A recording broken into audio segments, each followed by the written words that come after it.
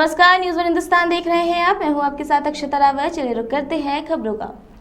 प्रधानमंत्री नरेंद्र मोदी ने नई दिल्ली के विज्ञान भवन में अंतर्राष्ट्रीय अभिधम दिवस और पाली को शास्त्रीय भाषा के रूप में मान्यता देने के समारोह में भाग लिया।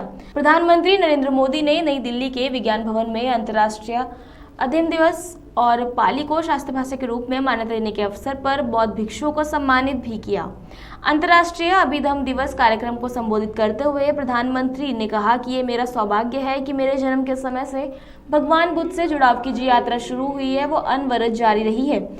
मेरा जन्म गुजरात के वडनगर में हुआ है, जो कभी बौद्ध धर्म का प्रमुख केंद्र था। पिछले 10 वर्षों में मुझे भारत के ऐतिहासिक बौद्ध स्थलों से लेकर दुनिया के विभिन्न देशों में, नेपाल में भगवान बुद्ध की जन्मस्थली के दर्शन से लेकर मंगोलिया में उनकी प्रतिमा के अनावरण तक कई पवित्र कार्यक्रमों में भाग लेने का अवसर मिला।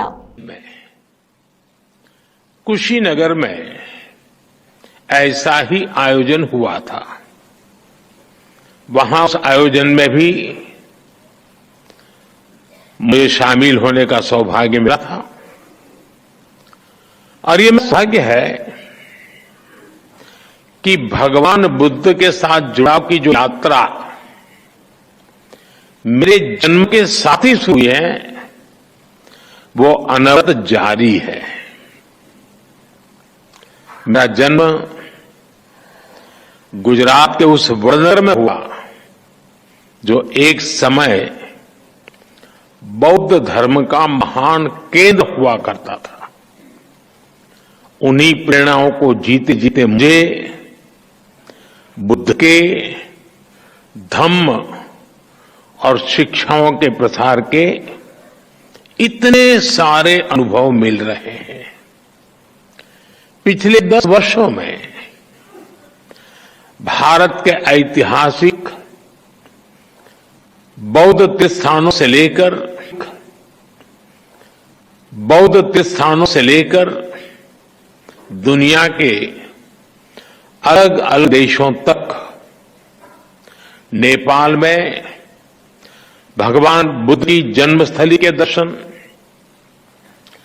मंगोलिया में उनकी प्रतिमा के अनावरण से लेकर श्रीलंका में वैशाख समारोह तक मुझे कितने ही पवित्र आयोजनों में शामिल होने का अवसर मिला है।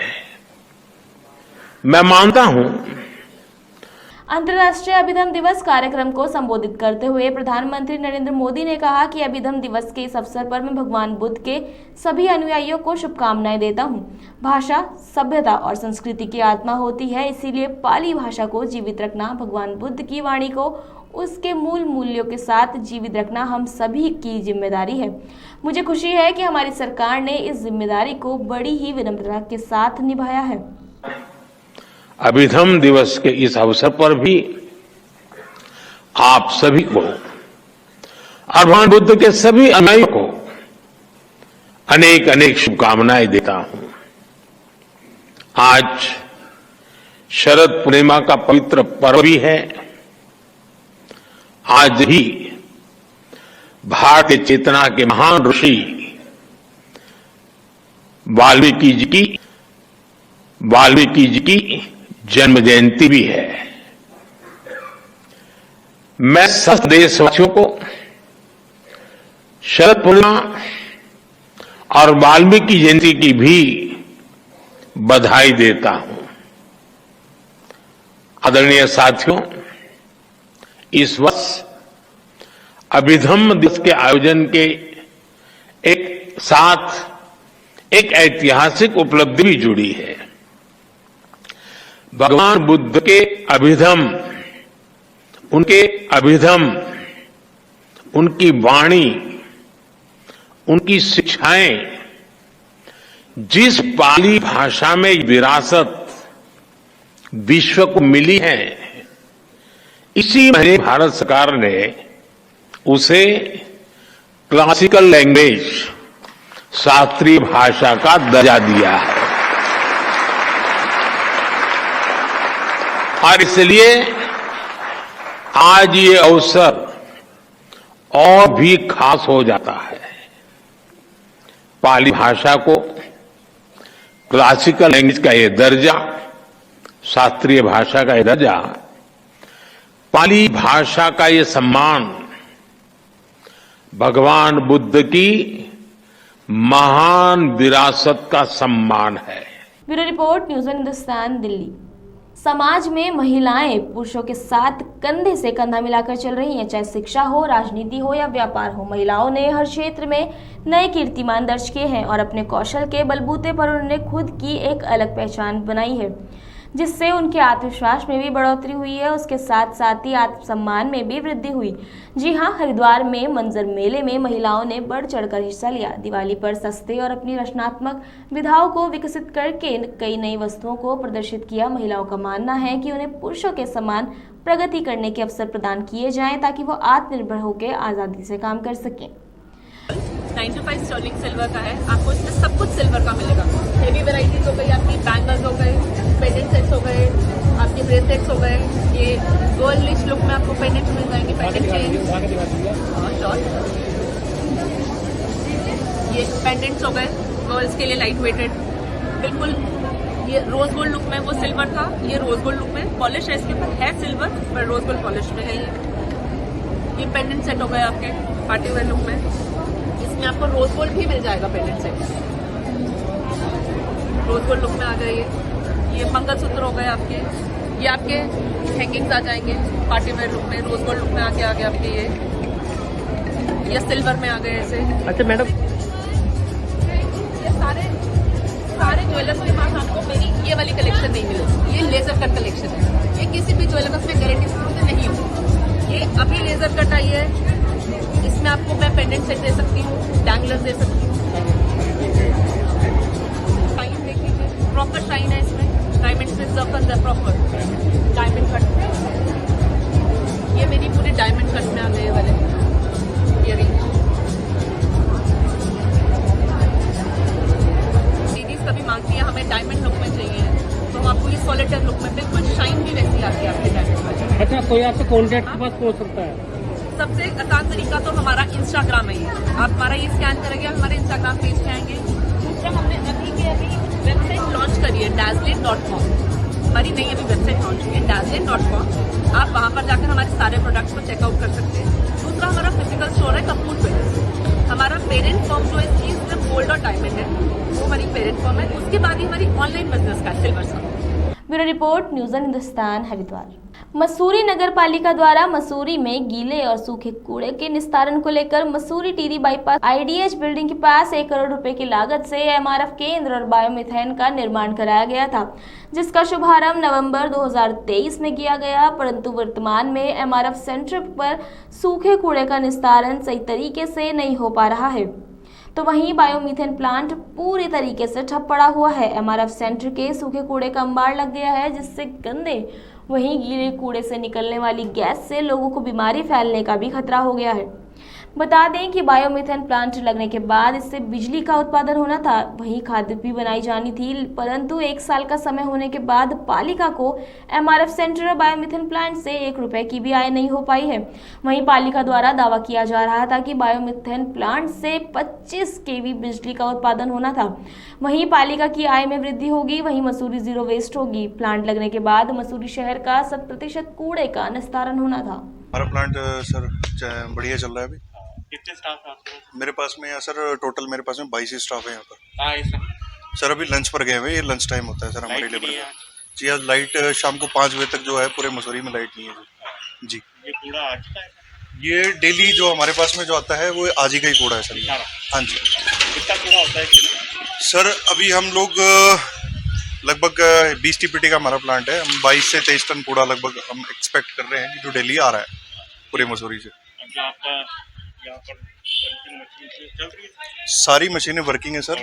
जो हमारा यहाँ पर सेग्रीगेशन होता है उसके बाद में हमारा जो है लेबर उसको क्वालिटी बनाती है, उसके बाद में हमारा जो है आपका बेलिंग करके उस मटेरियल को स्टोर किया जो जाता है। पहले की तस्वीर से और अब की तस्वीर में कुछ अंतर नजर आ रहा है आपको? जी बिल्कुल सर, काफ़ी हद तक हमने इसको सुधारा है और इस पे हम रेगुलर वर्किंग करते जा रहे हैं कंटिन्यूसली, और जितना भी मसूरी का जो कूड़ा आता है हम उसको पर डे 0 कर रहे हैं। नहीं, हमारे सेंटर प्रॉपर फंक्शन कर रहा है। आज लाइट की दिक्कत थी तो इसलिए प्लांट नहीं चल रहा हुआ। बायोमीथेन प्लांट में थोड़ी दिक्कत है कि उसमें जो पाइप ग्राइंडेड से प्लांट तक जाता है उसमें कुछ ब्लॉकेज थी, तो दो तीन दिन का बैकलॉग उस पर है, वो जल्दी ठीक होगा। अपना ब्लीचिंग वगैरह छिड़काव होता रहता है, और जो बदबू और गंदगी आज से 2 साल पहले वहाँ पे रही होगी तो उसका ये 5% भी नहीं होगा, क्योंकि सारे शहर का कूड़ा वहाँ पे जा रहा है और एकदम फुल प्रूफ व्यवस्था होना संभव नहीं होता है। कभी कमियां आ जाती है, प्लांट मशीनरी है कभी खराब हो जाती है, तो उसको ठीक करने का कार्य किया जा रहा है। केदार का ठेकेदार को हमने जिस दिन प्लांट में खराबी आई थी उसी दिन हमने नोटिस दे दिया था 11 तारीख को, और ये जल्दी ठीक हो जाएगा। Bureau report, news on Hindustan, Mussoorie. राष्ट्रपति द्रौपदी मुर्मू अपनी 3 देशों की यात्रा के दूसरे चरण में आज मॉरिटानिया पहुंची। यह किसी भारतीय राष्ट्रपति की मॉरिटानिया की पहली यात्रा है। नुवाकोचौट ओमटोसी हवाई अड्डे पर पहुंचने पर राष्ट्रपति द्रौपदी मुर्मू का मॉरिटानिया के राष्ट्रपति मोहम्मद औलद गजौनी ने गर्मजोशी से स्वागत किया और उनका औपचारिक स्वागत भी किया। राष्ट्रपति द्रौपदी मुर्मू ने मॉरिटानिया के राष्ट्रपति मोहम्मद औलद गजौनी से राष्ट्रपति भवन में मुलाकात की और राष्ट्रपति के साथ प्रतिनिधिमंडल स्तर की भी वार्ता की। राष्ट्रपति भवन में राष्ट्रपति द्रौपदी मुर्मू और मॉरिटानियाई राष्ट्रपति मोहम्मद औलद गजौनी की मौजूदगी में भारत और मॉरिटानिया के बीच समझौता ज्ञापन पर भी हस्ताक्षर हुए और उनका आदान प्रदान किया गया। राष्ट्रपति द्रौपदी मुर्मू ने अपने संबोधन में कहा कि आज मॉरिटानिया में लघु किंतु जीवंत और सक्रिय भारत समुदाय के बीच उपस्थित होना मेरे लिए वास्तव में प्रसन्नता और सम्मान की बात है। मॉरिटानिया और भारत की संस्कृति में अनेक समानताएं हैं, जैसे पहनावा, विशेषकर महिलाओं के परिधान एक जैसे हैं, पूर्वजों के लिए सम्मान है, पारिवारिक संबंध मजबूत है, संयुक्त परिवार के बच्चों को सामाजिक मूल्य सिखाए जाते हैं। भारत मानव संसाधन विकास, निर्माण, कृषि, स्वास्थ्य, शिक्षा के माध्यम से मॉरिटानिया की विकास की यात्रा में अपना योगदान दे सकता है। आप भी सहयोग की इस प्रक्रिया का एक महत्वपूर्ण हिस्सा है। हम वर्ष 2047 तक भारत को विकसित भारत बनाने के अपने लक्ष्य की ओर तेजी से बढ़ रहे हैं और हमारा प्रवासी परिवार इस प्रक्रिया में एक बहुत ही महत्वपूर्ण कारक है। आज मॉरिटानिया में लघु किंतु जीवन और सक्रिय भारतीय समुदाय के बीच उपस्थित होना मेरे लिए वास्तव में प्रसन्नता और सम्मान की बात है।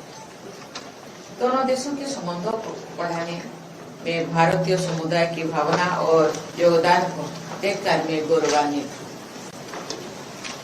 मेरे साथ हमारी minister of state Shri Sukanta Majumdar ji और संसद सदस्य श्री अतुल गर्ग और श्री मुकेश कुमार दलाल भी हैं, और हम अपने साथ 140 करोड़ भारतीयों का अभिनंदन लेकर यहाँ आए।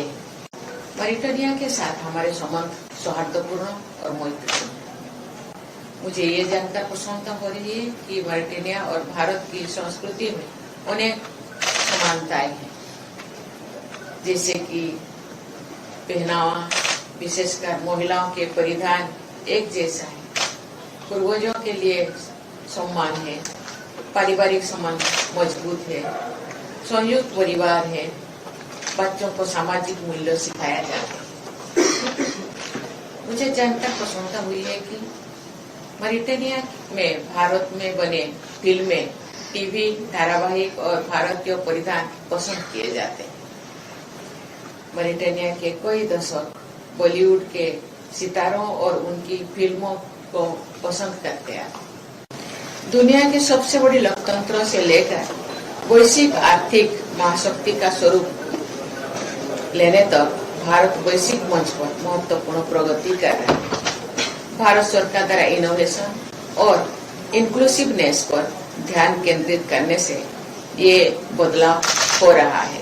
Bureau report, news on Hindustan, Delhi. अभी के लिए इतना ही। आगे की खबरों के लिए बने रहिए न्यूज़ ऑन हिंदुस्तान के साथ। तब तक के लिए नमस्कार। आप देख रहे हैं न्यूज़ 1 हिंदुस्तान।